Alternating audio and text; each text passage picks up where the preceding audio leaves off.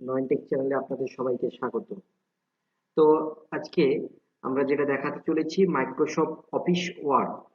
Microsoft ওয়ার্ডের আমরা পর্ব নম্বর 2 মানে পার্ট 2 তে আমরা আজকে হাজির হয়েছি।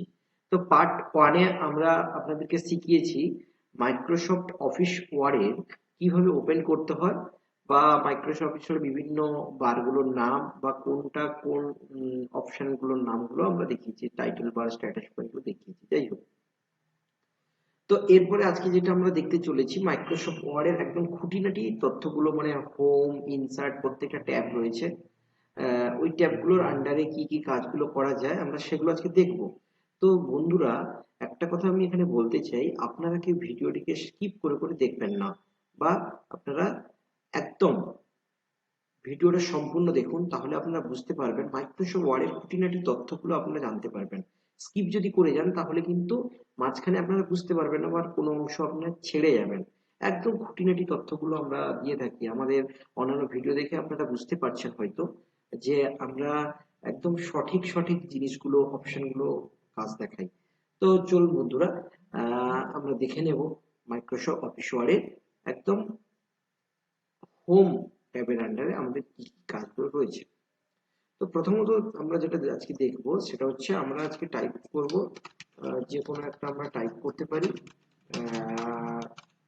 টাইপ করলাম, এটা আমরা সিলেক্ট করে, এই যে সিলেক্ট করব কিভাবে না, মাউসে লেফট বটন চিপে রেখে টেক্সটটা লেফট দিকে যদি সিলেক্ট করতে চাই তাহলে লেফট সাইডের দিকে চিপে রাখতে হবে।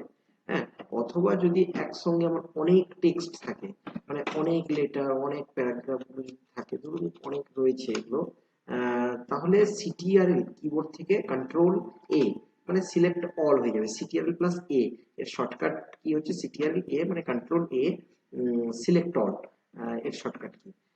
ঠিক আছে, তো এটা আমরা দেখলাম। তো এর বিষয়টা হচ্ছে যে আমরা ফন্ট সাইজ কিভাবে বড় করব। ফন্ট সাইজ, এই ফন্ট সাইজটা আমরা এখানে বড় করতে গেলে আহ, এইখানে আমরা আসবো, এই যে দেখছেন ফন্ট সাইজ, এখানে আমরা নির্দিষ্ট একটা ফন্ট সাইজ আমরা কিন্তু করতে পারি। তো অনেকের মনে হতে পারে যে এখানে আমরা দেখতে পাচ্ছি 20, তারপর দেখতে পাচ্ছি 22, তো তাহলে আমরা কি 21 বা 21 চাইলে কি হবে না? হ্যাঁ হবে। তার সিস্টেমটা হচ্ছে আপনারা এখানে যাবেন, কার্সার ক্লিক করবেন, 21 বা 21 লিখে দেবেন, ওকে এন্টার মারবেন, হয়ে যাবে।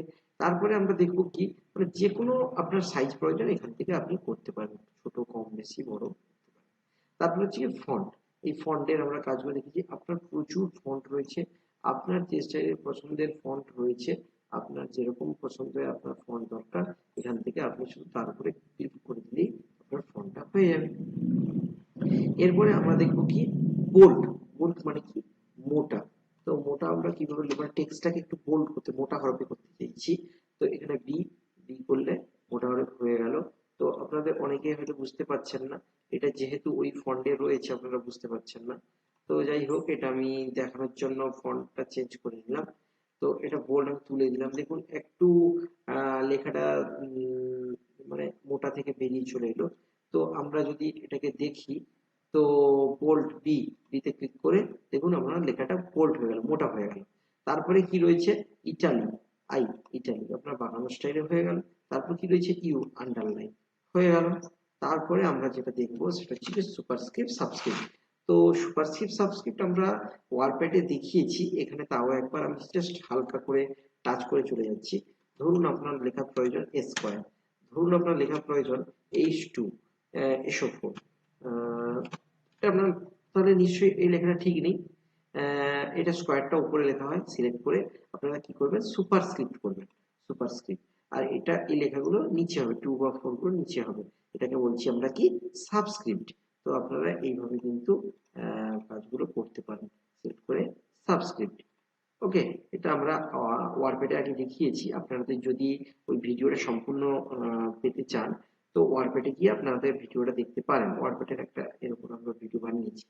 তো যাই হোক, তো এটা হচ্ছে বিষয়। তারপরে যেটা আমরা দেখব যে আমাদের কেস পরিবর্তন, মানে ধরুন আমি আজকে এখানে লিখছি, ফন্ট সাইজটা একটু আমি চেঞ্জ করে দিচ্ছি, ইকুয়াল টু RND, শুরু এন্টার। তো এই লেখাটা আমি একটা প্যারাগ্রাফ লিখলাম, এই প্যারাগ্রাফটা সম্পূর্ণ ক্যাপিটাল লেটার লিখতে চাই। তো এটার মানে আপনাদের ক্ষেত্রে মনে হতে পারে সম্পূর্ণ ক্যাপিটাল লেটারে আমি লিখতে চাই।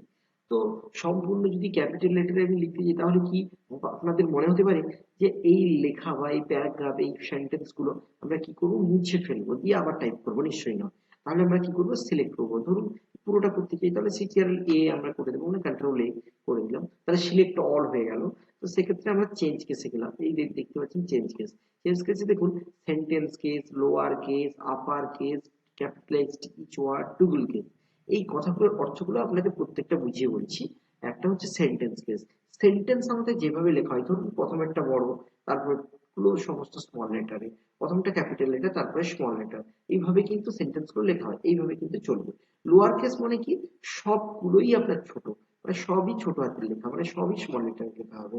আপার কেস কথাটা কি, দেখুন প্রত্যেকটা মানে প্যারাগ্রাফে কেস পরিবর্তন করতে গেলে যেইভাবে তার কেসটা পরিবর্তন হবে, upper case, lower case, sentence case, capitalized short to full case, ওই লেখাগুলো মানে ওইগুলো ওই মানে অপশন গুলোর নামগুলো দেখুন ওইভাবে লেখা আছে। ধরুন আপার কেস, দেখুন সম্পূর্ণ ক্যাপিটাল লেখা আছে, দেখুন upper case, U double P E R C S E, upper case সম্পূর্ণ ক্যাপিটাল, মানে এটা হচ্ছে সম্পূর্ণ ক্যাপিটাল লেটারেই হবে। সে করে দিন, হয়ে গেল। আপনার মনে হলো না আমার একটা সেন্টেন্স কেস প্রয়োজন, সেন্টেন্স কেস করে দেবেন। আপনার মনে হলো যে capitalized each word, capitalized each word মানে প্রত্যেকটা ওয়ার্ডে প্রথমের যে লেটারটা রয়েছে সেই লেটারটা কিন্তু আপনার ক্যাপিটাল লেটার হবে। এরপরে যদি আপনার মনে হয় না আমরা টুগুল কেস করবো, আমরা করতে পারি।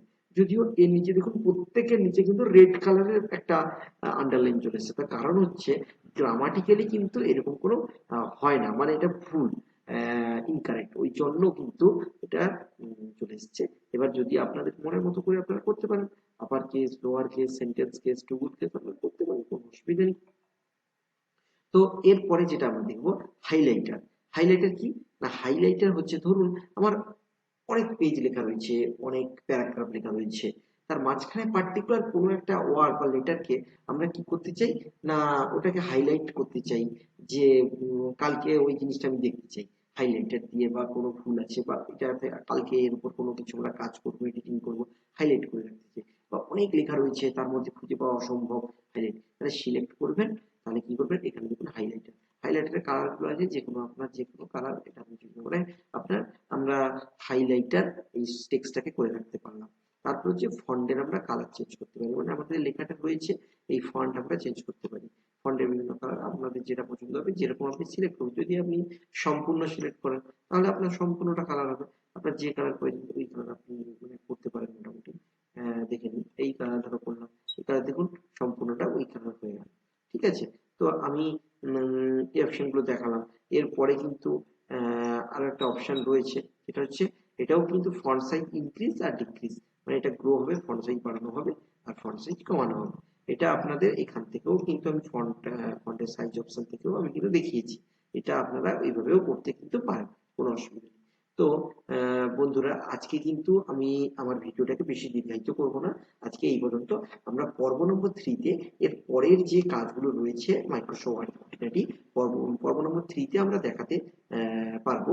তো আপনারা ধীরে ধীরে আমাদের এই জিনিসগুলো দেখতে থাকুন, আমাদের ইউটিউব চ্যানেলটা লাইক সাবস্ক্রাইব করে আমাদেরকে আনন্দিত করুন, তাতে আমরা কিন্তু উৎসাহিত পাই। ঠিক আছে, ধন্যবাদ বন্ধুরা, আজকে চললাম, সবার সঙ্গে পরে আমার দেখা হবে। নমস্কার।